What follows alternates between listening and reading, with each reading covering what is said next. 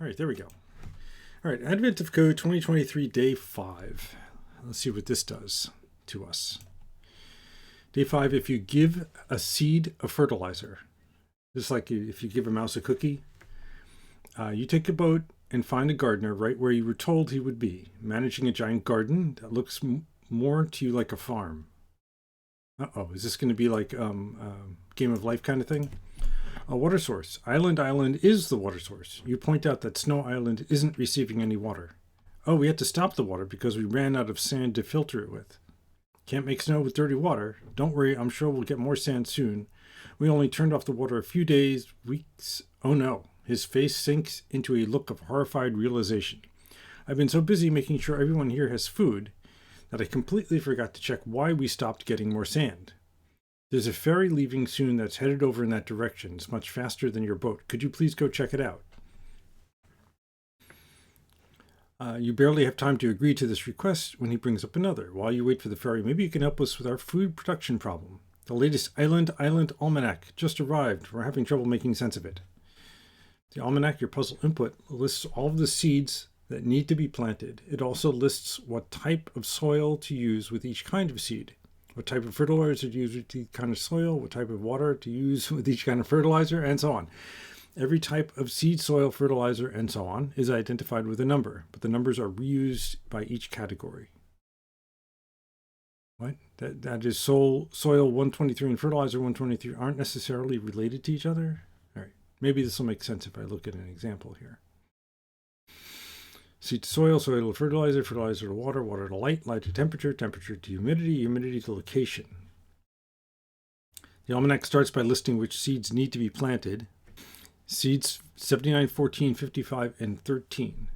The rest of the almanac contains a list of maps which describe how to convert numbers from a source category into numbers in a destination category. That is, the section that starts with seed to soil map describes how to convert a seed number, the source, to a soil number, the destination. This lets the gardener and his team know which soil to use with which seeds, which water to use with which fertilizer, and so on. Oh boy. DV says, today I got stuck in the second part. Oh no. And McNett says, good morning, good luck with part 2. Oh no. All right, well, we'll see. We'll see what I can do. This might be a tough one. This lets the gardener's team know. Oh yeah, I already read that. Okay. Scoop says, part 2 was fun. I liked it. Okay.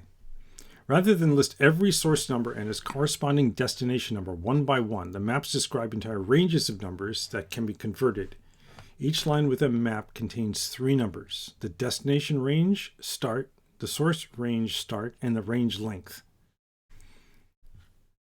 So, first line has a destination range start of 50, a source range start of 98, and a range length of 2. Okay, this line means the source range starts at 98, contains 98 and 99, those 2 values. Okay, I'm following so far. Destination range is the same length, but starts at 50. So we map 98 to 50 and 99 to 51. Okay. The second line means the source range starts at 50 and contains 48 values and maps to 52 through whatever.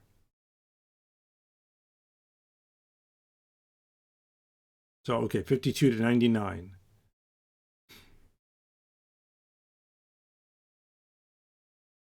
And this maps 50 to 97. All right, I think I understand what's going on. Any source numbers that aren't mapped correspond to the same destination number. So seed number 10 corresponds to soil number 10. The entire list of seed numbers and their corresponding soil numbers is this. With this map, you can look up the soil number required for each initial seed number. The gardener and his team want to get started as soon as possible, so they'd like to know the closest location that needs a seed. Using these maps, find the lowest location number that corresponds to any of the initial seeds. So we have to convert each seed number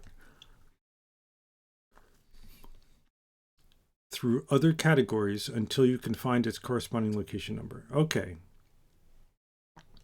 So we just create a mapping. What's the lowest location number that corresponds to any of the initial seed numbers? All right, let's get the puzzle input and take a look at what it looks like. day 5. Okay, as I kind of suspected in the background of my brain, these numbers are quite a bit larger, but we're just doing ranges. So let's take a look at all of them. Oops. I forgot that I have this thing now here at a different level. All right. And this doesn't look too bad. So we're mapping this source into this destination with this number of numbers in the map. All right. Let's create our template.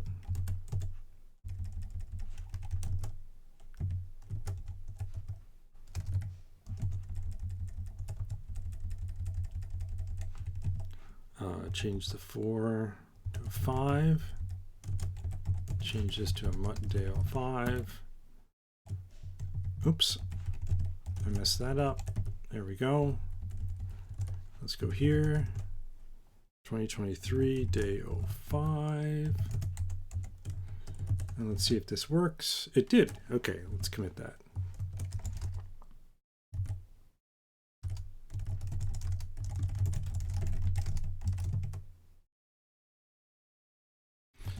Day 5 template. I don't usually commit just the template, but I'm doing that now. McNet says, I suppose it can be optimized. Let my laptop compute while I am having lunch. Oh, okay. I assume you're talking about part 2, because part 1 looks fairly straightforward. It's just a parsing problem, right? Which let's get started with. Let lines equals AOC lib. Read lines. Input. 2023-05.text. It's going to look like this. So we can grab the first line and parse out the seeds. Seeds, effective I64. So let's do that first. Let seeds equals lines of 0 dot split once on that, unwrap 1. Right, and now we just need to say self seeds equals seeds iter map seed parse unwrap collect, and it should know the type because of the type of the thing. Oh, we can't iter. Oh, split. I forgot the split. Helps to split. Sacurilium, thank you. Thank you for the follow. Welcome. We don't do that. We do this. There, okay. So now we have the seeds. Let's just print them out real quick. Do that. Self seeds. Yeah, that looks like the seeds. And now we're going to loop over all of these maps. Is there any reason, well, maybe this will be part of part 2, but is there any reason to have them as separate things? This just seems like, okay, we'll just parse the stage and we'll just walk our way through it. I guess we should just keep them separate.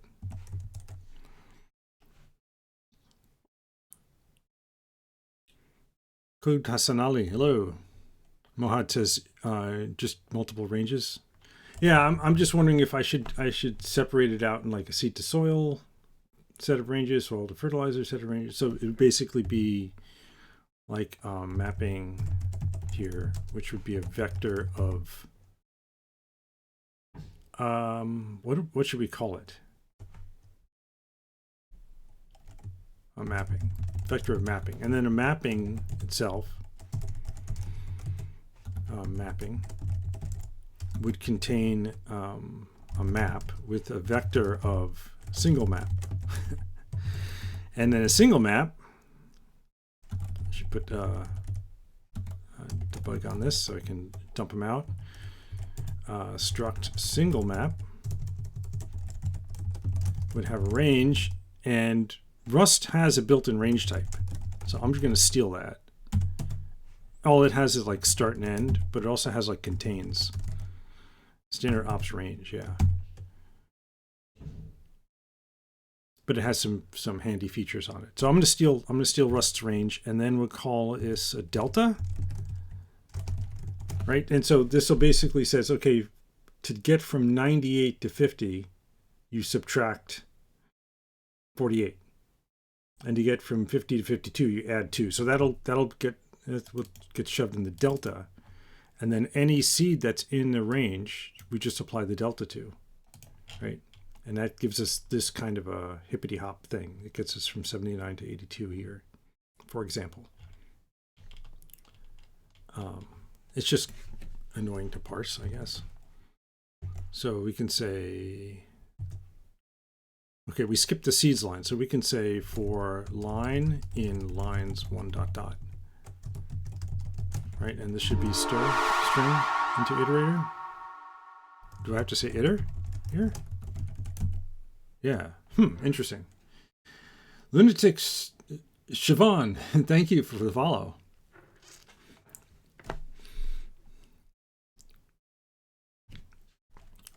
So now we can ignore anything that has like a colon in it, right? We can say if line contains colon, we just skip it, continue. Otherwise, it's going to be it's going to be a list of 3 numbers, which we can extract. Let nums equals, oops, vec I64 is equal to line.split space dot map num dot parse unwrap collect, right? This should work. It'll tell us we're not using nums, but that's okay. Now we can just how do we want to do this? We can add an impl for mapping. Let's move these like this so I can say impl mapping.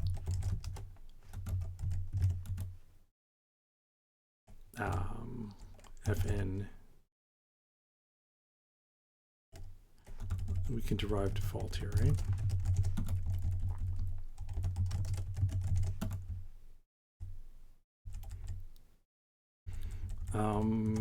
And we can say add map,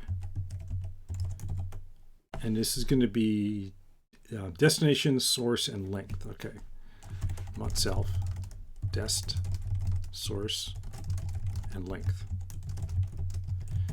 And we'll just add a new map. We'll say self map push single map. The range is start and end. So let's pay attention to that. Range is a range. The start value of, we're mapping the source to the target, so this will be source. And the end will be source plus len, right? And then the delta, comma, delta is going to be source minus dest.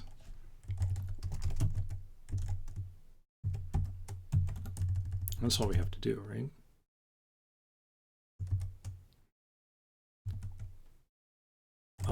Right, so now we have the nums, and all we need to do is create the mapping for each one of these things. If we hit this, okay, so we'll start a mapping, right? Let mut cur map is equal to vec new. No, mapping default, right? And then here we'll say self mapping push cur map, and then say cur map equals mapping default, which should just be an empty vector. And then here what we'll do is we'll say cur map dot, and I forgot what I called it, add mapping of nums 0, nums 1, and nums 2. And then after we're done with all the lines, there probably will be a cur map if cur map.map.len is greater than 0. Oh, is empty, right? Self mapping push cur map. That way we group them together. I don't know if that is going to be important for part 2, but we'll find out. Range and delta are never read. That's correct. But we can print out the mapping now. You know what we should do? Let me grab, this is complicated enough. I'm going to grab the test input.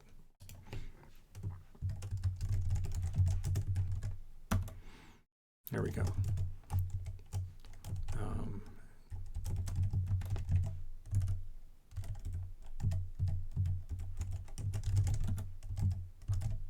Oops, like that. There we go. Scoop says, but you aren't keeping what the mapping is from in 2. I am, right?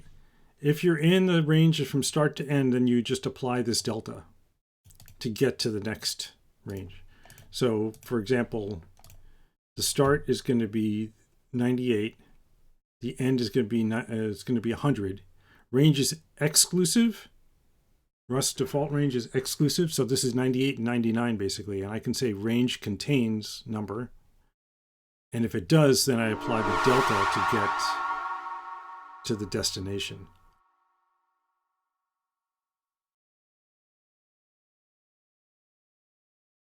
Oh, seed to soil. Yeah, what I'm doing is I'm just throwing them in a vector like this. So each map, so each entry here will have a list of. Let me print it out and see what it looks like, and maybe hopefully it'll make sense, and we can see if I got it right or wrong. Right. So let's just dump out self mapping and see what this looks like. Well, we do have an empty map. That's not good.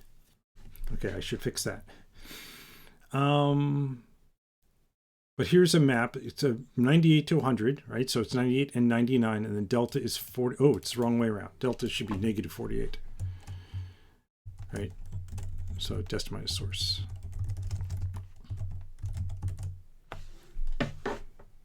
Right. So this map contains a number of single maps, right? In fact, it contains 2 single maps, and we can look at that. Right, so it contains this here, and then the next mapping contains 3 single maps, each with their own range, and so on. So these, yeah, Mohad says looks correct. As long as 56 minus 93 is negative 37, I think we're okay. I got to figure out where this extra map is coming from, though. What did I do? Oh, I know what I did. I know what I did. I need to skip that second line, too. There we go. That second line had the...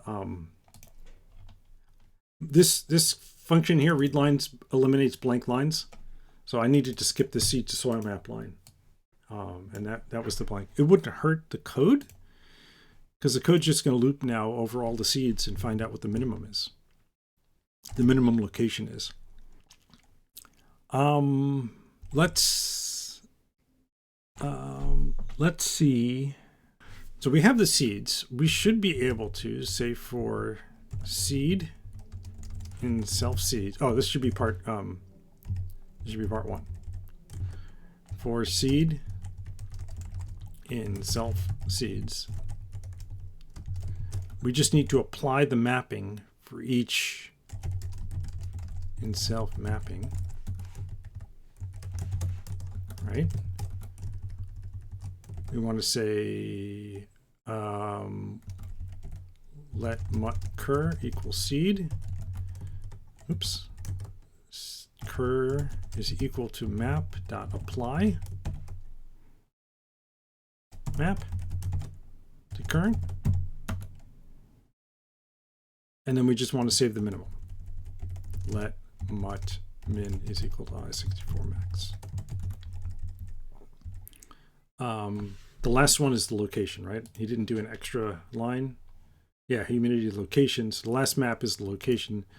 I should just double check the input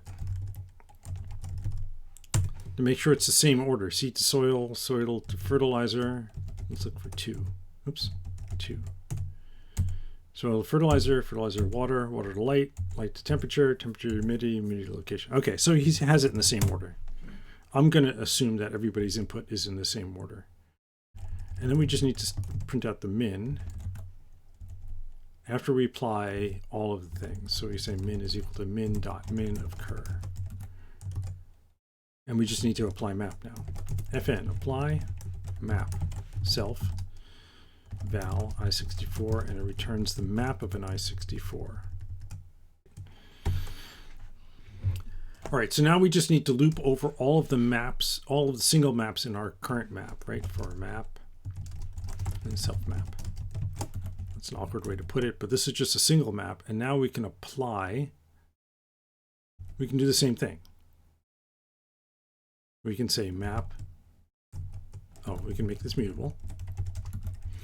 And we say val is equal to map dot apply map. And then I have to write that one, val, and then return val. So this probably can just become a fold, right?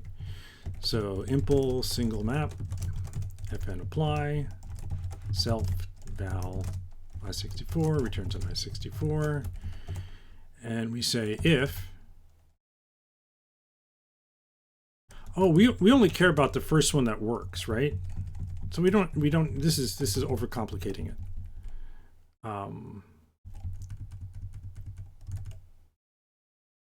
Because you wouldn't have 2 ranges that map to different things. Okay. So I can say let new val equals this, and if new val is not equal to val, return new val.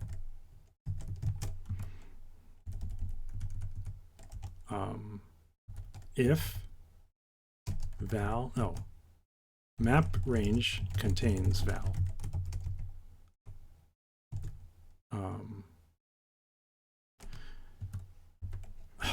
Let's do it this way. I don't need to do it that way. Blah, blah, blah. We'll say if map range contains val, then we're going to return val plus map delta. Right? Otherwise, we'll return val. And consider borrowing? No. Okay, that's why.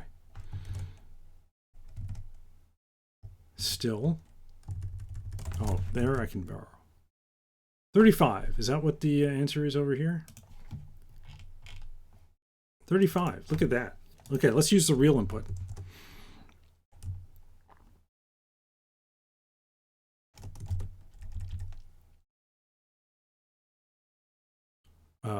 This way.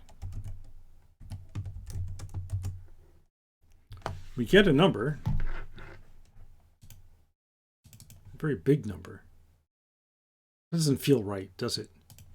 But I'm going to submit it anyway and see what it says. Hey, it is right. How about that? Okay, so let's commit these changes. Git add source. No, git commit -am 2023 day 5 part 1. Mohad says nice. Let's give me a thumbs up. Thank you. Mohad says part 2 is the real challenge. All right. All right, I've been getting warnings since the beginning of the stream that this is going to be a toughie. Let's see what this is. Everyone will starve if you only plant such a small number of seeds. Reading the almanac looks like the seeds line actually describes ranges of seed numbers. Ah, okay. I see why. It's not hard. It's just long. 2023-05, right? If we look at this, there's ranges of seed numbers. So they come in pairs. Within each pair, the first value is start and the second value is length. Just like this is the length for this guy. This is the length for this guy. I understand.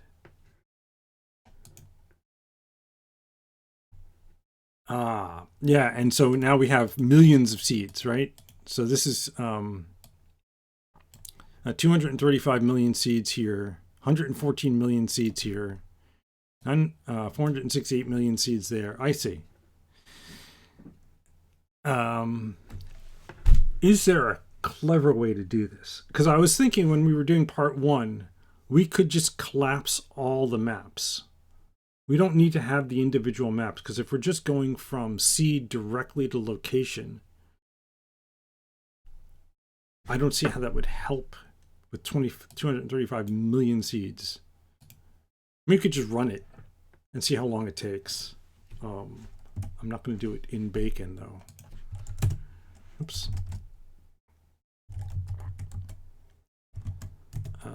How would we do this? So in part 2, we're still looking for a minimum, right? And we're still going to output the minimum.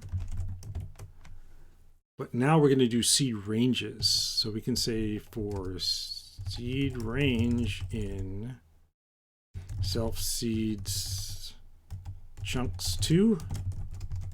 You can do that, right? Yeah. So seed range of 0 is going to be the starting point, and seed range of 1 is going to be the length. So we can just do it for seed range of 0 ... seed range of 0 plus seed range of 1. And then we apply this map.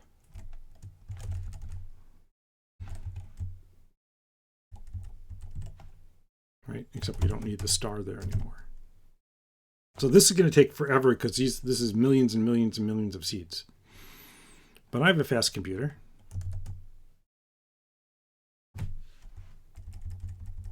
Let's run this, and while it's running, we can think about how maybe we can collapse ranges. Scoops, is that a famous last words kind of thing?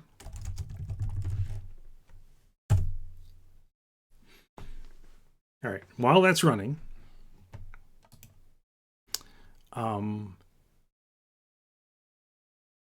yeah, if we could figure out, so the seed range is essentially one of these ranges, right? But with a delta of 0, right? It just maps end to end. So it's just another map to apply. So if we could figure out the very earliest range after chunking all the locations together, not the locations, all these mappings together, all we need is the very first location, the lowest number that's available to us. Right? Oh, it came up with an answer. Oh, it took less than a minute.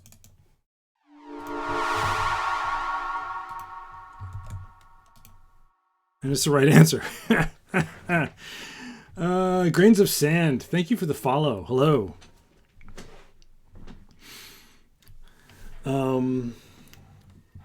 Yeah, but it takes a minute to solve. So it would be great if... Are people surprised that I actually do have a very fast computer? This is a Mac Studio M2. M2, I think. Scoop says, want to know how I did it? Not yet. But please do put your URL to your solution in chat. I will definitely check it out after this, either after I spend too much time banging my head against the wall, or after the stream. Sesky, why did I write all this bleepity bleep code? Yeah, like I said, I got a fast computer. I don't know. I don't know if it's worth... I mean, it'll take me longer to write a faster solution than it did to actually come up with a solution. But I don't like having a really slow solution in there. Because when I run... At the end of the thing, I run them all. Right? And I don't want to sit there waiting for a minute for this solution in release mode. Oh, Scoops has a solution that took 1.2 milliseconds. Nice. Yeah, so I'm thinking that we're just trying to map. Let me go back here. We're just trying to map all of our numbers, right? So 79 is not the lowest one, but right now, so if we're looking at it as a range, right, we see 55 is the lowest one in the range. But any one of these numbers in here could end up being the lowest, right? There could be a mapping here that would take seed 80, for example, and eventually bubble it all the way down to 0 or something. So we don't know which number in the range is going to be lowest, but if we can just keep merging ranges together somehow. Scoop said it'd probably be faster if I didn't overcomplicate the mapping and run from beginning to end. Okay. Yeah, we only care about the final location of the map. The reason I'm hesitating actually writing any code is because there's a number of different situations you can have when you're trying to merge a pair of ranges, right?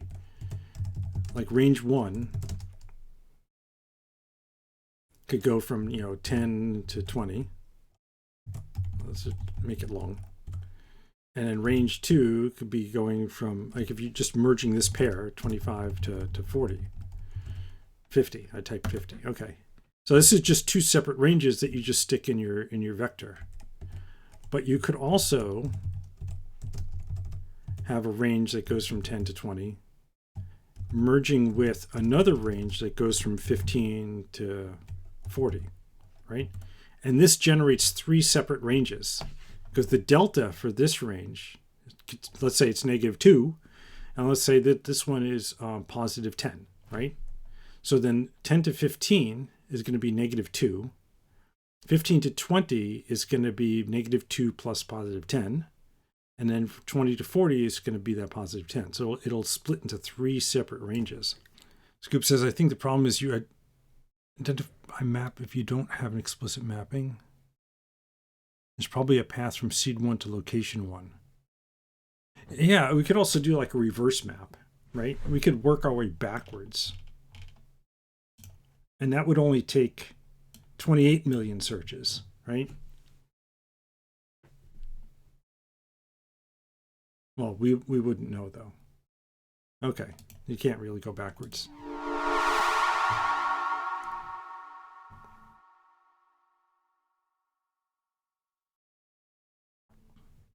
Mohat says the proper way to solve is what you're trying, merged ranges. Yeah. So, right, and there's this kind of thing. Yanking Glyph, thank you for the follow. There's also the other, the other way around where you're trying to merge a later one into a surrounding one. So if you have 10 to 50, and you might be merging a 20 to 30, right? This also generates three separate ranges. Right, so I think these are the three cases. As long as you sort, the left range and the right range based on the starting location, it might be doable. Mohad said I solved it backwards and it was faster. Okay. Oh, faster than just normal brute forcing. All right. Yeah, so in the location map, the closest location is 56.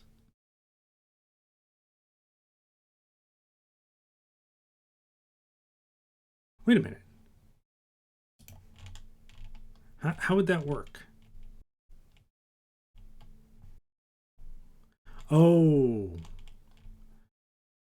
Yeah, once you get past the beginning of the range, then you don't know. Okay, I'd have to see. Oh, you were still looking at the code? Sorry,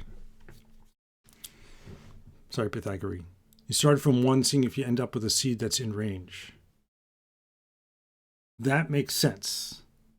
Yes. And then you just work your way up. And if there's a seed, if you end up with a seed that's in the range of the seeds that you've been given. All right. Let me try, before I do all this range merging, because this is going to be insane. Let's just see. Let me try the reverse direction. So we're going to start from the back of the map and work our way up. So we're going to say let mut location equals 1. Right? And we'll work our way up in the locations until we get loop. Oh, you'd like to see it with an underscore? Sure. I don't mind doing that. Right, so we can say for map in self mapping iterev. Right, we can work our way backwards. How would we do this backwards map? We'd have to subtract the delta and then see if it's in the range. Right? Reverse lookup. Self val I64 and it maps to an I64. We can say for map in self map.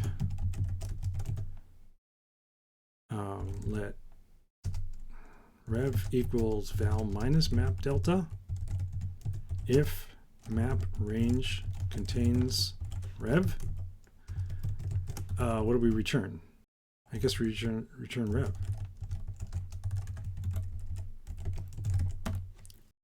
I think we should create a trait and add on reversing and implement the trait for mapping.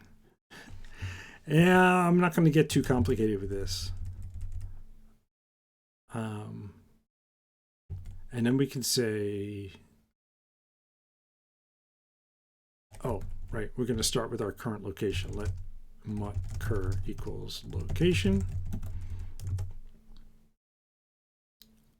And we do the mapping. We say cur equals map.reverse lookup of cur. And then when we're done, all we need to do is see if cur is in any of the seed ranges.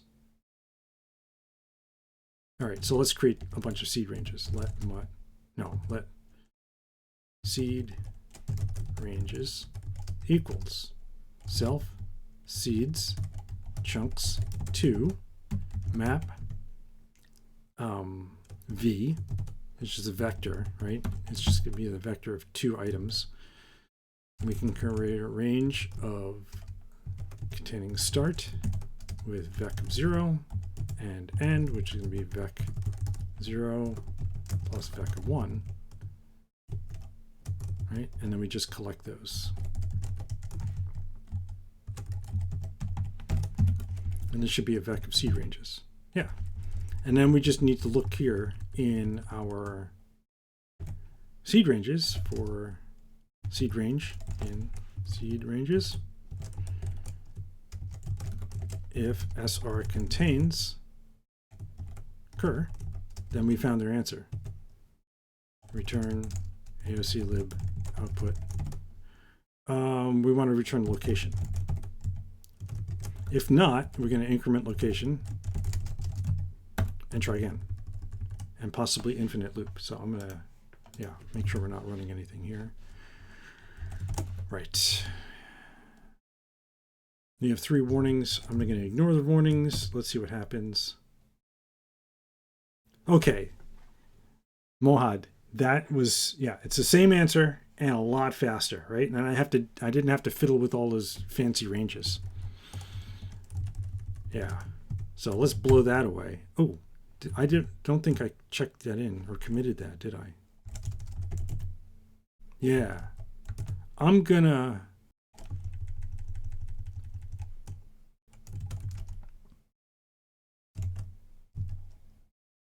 temp file. Let's do that. Let's undo all of this and commit the original change that I made. We don't need the reverse lookup. Let's pull this back. And we can pull all this out. All right, and this should build and cargo clippy. Oops. 130. Quote. All right. Git diff. There we go. Yeah, that looks right. Git commit -am 2023 day 5 part 2. And now what we're going to do is delete this whole thing and cat temp file there. And then I'm going to clean this up here. And we don't need min anymore. Oh, no result found. We should never get here. Cargo, bacon. We should never get to this location, right? Unreachable expression, yeah. So, because we have to loop. And Clippy, oh yeah, I have to change this back again. Right, and if I hit run, now this is debug mode, so it's not going to be 1.5 seconds.